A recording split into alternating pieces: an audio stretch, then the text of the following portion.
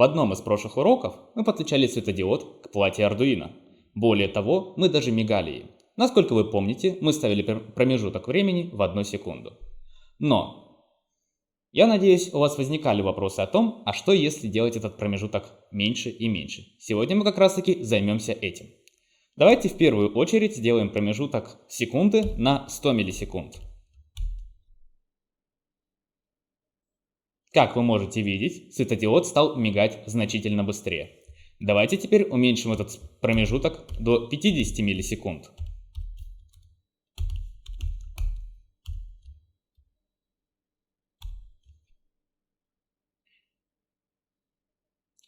Светодиод мигает интенсивнее и интенсивнее. Уменьшим до 10.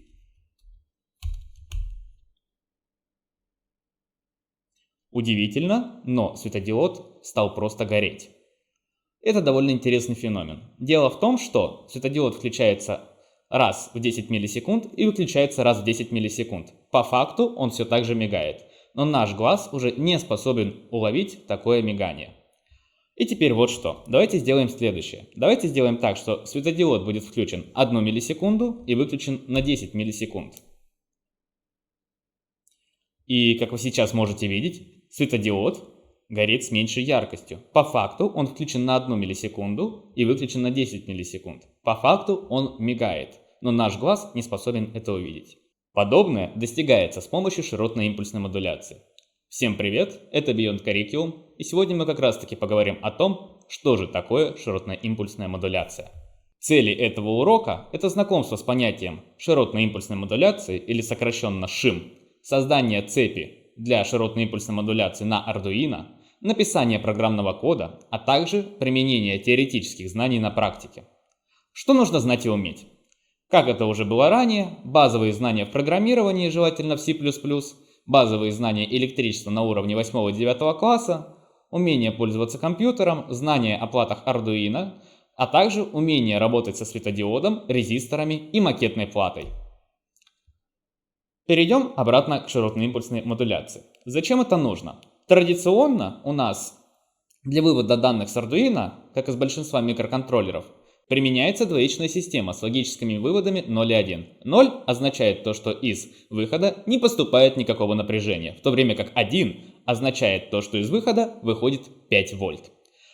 Но что если нам необходимо промежуточное значение, например, 0.5 или 0.3? Что если, например, мы хотим, чтобы светодиод у нас горел не в полную силу, а в полсилы? Что если мы хотим, чтобы пьезоэлемент издавал звук также не в полную силу, а в полсилы? Или, например, чтобы мотор крутился с меньшей скоростью?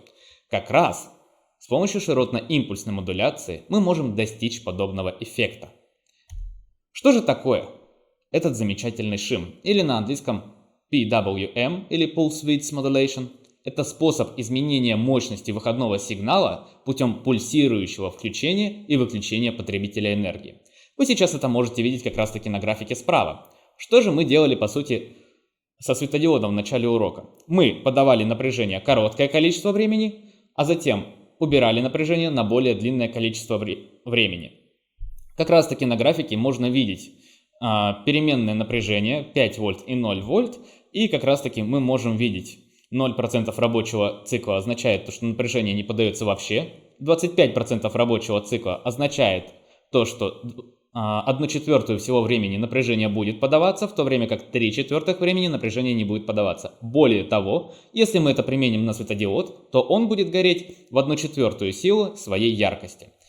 50% рабочего цикла означает как раз таки то, что светодиод будет гореть в половину, 75 означает то, что яркость будет умножена на 3 поделена на 4, и 100% это когда мы просто включаем на всю мощность. И на самом деле широтная импульсная модуляция – это явление повсеместное. Мы с вами буквально каждый день повышаем и понижаем мощность именно таким способом. А где же именно это применяется? Возьмите свой телефон и попробуйте уменьшить на нем яркость.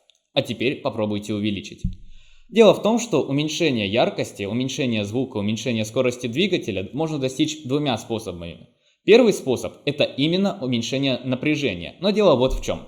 Уменьшить напряжение, то есть сделать его скажем, увеличивать его постепенно от 0 до 5 вольт или до 12, в зависимости от того, сколько у нас напряжения потребляется, очень сложно. Нам нужно постоянно ставить переменный резистор, нам постоянно нужно знать, сколько точно силы тока у нас используется.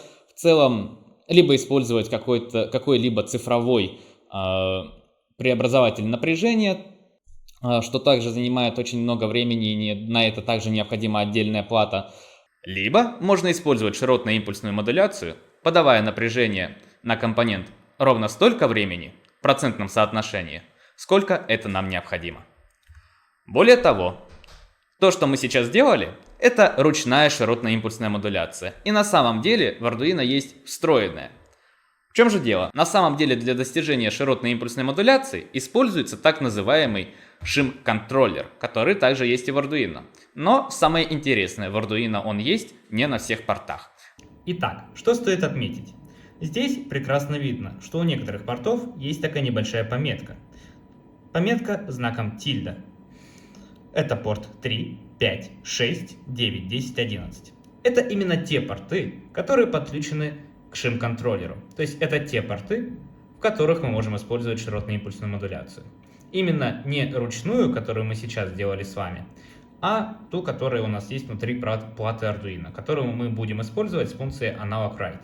Поэтому я светодиод переткнул со второго порта на третий порт, потому что он как раз таки поддерживает шим. Зачем нужен шим-контроллер? Дело в том, что у нас есть такое понятие, как частота. То есть в процентном соотношении, как можно видеть на графике, у нас есть такая вещь, как 25% от общей мощности, 50, 75 и 100%. Но мы можем, например, подавать 1 секунду напряжения и 4 секунды не подавать напряжение вообще. Тогда это будет 20% от общей мощности. Но мы при этом заметим мигание светодиода. А можем все это делать в миллисекундах. То есть на самом деле шим-контроллер обеспечивает нам именно частоту, высокую частоту широтной импульсной модуляции. Такую частоту, которая будет незаметна для нашего глаза. Более того, для различных компонентов частота широтной импульсной модуляции должна быть разная. Для каких-то определенных компонентов эта частота может составлять всего лишь 25 Гц, а для каких-то уже нужно идти в сторону килогерц. Arduino, в свою очередь, поддерживает 8-битную широтно-импульсную модуляцию. Это означает, что переменная может иметь значение от 0 до 256. Это, в свою очередь, означает, что если мы хотим 50% от общей мощности, нам необходимо установить значение 128, если 100% 256 и так далее. Интуитивно понятно, что мощность на нагрузке пропорциональна соотношению времени включенного сигнала и периода импульса. Этот параметр шим называется коэффициентом заполнения. Коэффициент заполнения шим равен количество времени включенного компонента, деленное на период импульса. Сейчас на графике мы можем видеть то, что период импульса как раз таки это время, за которое у нас включается импульс, выключается и доходит до следующего включения. Итак, давайте перейдем к практике. Сейчас мы будем работать с настоящей широтной импульсной модуляцией. Для этого нам потребуется один светодиод, одна плата Arduino, один резистор на 220 Ом, 3 провода папа-папа, а также макетная плата. Сейчас мы соберем всю ту же известную нам схему светодиода, с которой мы работали до этого. Исключение лишь составит то, что если раньше мы втыкали светодиод во второй пин, то теперь нам необходимо воткнуть светодиод в любой пин, который помечен знаком тильда, волнистая черточка. Это те пины, которые поддерживают широтно-импульсную модуляцию. Итак, мы только что собрали схему светодиода на макетной плате и подключили Arduino к компьютеру. Давайте теперь попробуем поработать с настоящим шим. Что же мы делаем? Если раньше мы использовали связку функций Digital Write и Delay, то теперь нам нужна всего лишь одна функция, и имя ей Analog Write. После этого мы пишем в качестве двух аргументов. Первый аргумент — это у нас порт, которым мы будем управлять LED. Также здесь необходимо сам порт поменять на третий, что очень важно. И после LED мы пишем значение от 0 до 255 включительно, потому что если мы возьмем значение от 0 до 255, в общем их будет 256. Я хочу сейчас, чтобы светодиод работал в полную мощность. Я поставлю 255. После этого загружаю программу. Теперь я хочу, чтобы светодиод работал в половину мощности, а значит 256 поделить на 2, 128. Я могу написать либо 127, либо 128. Эти значения пограничны, и никакой разницы для нас заметной фактически не будет. Можно как раз таки видеть то, что светодиод работает в полсилы. Давайте сделаем четверть силы, поставим 63. Светодиод стал работать еще тусклее. Давайте поставим 10. Светодиод, как можно видеть, практически уже не горит. Давайте поставим 2. И мы можем заметить едва ли какое свечение светодиода. В конечном счете сделаем 1.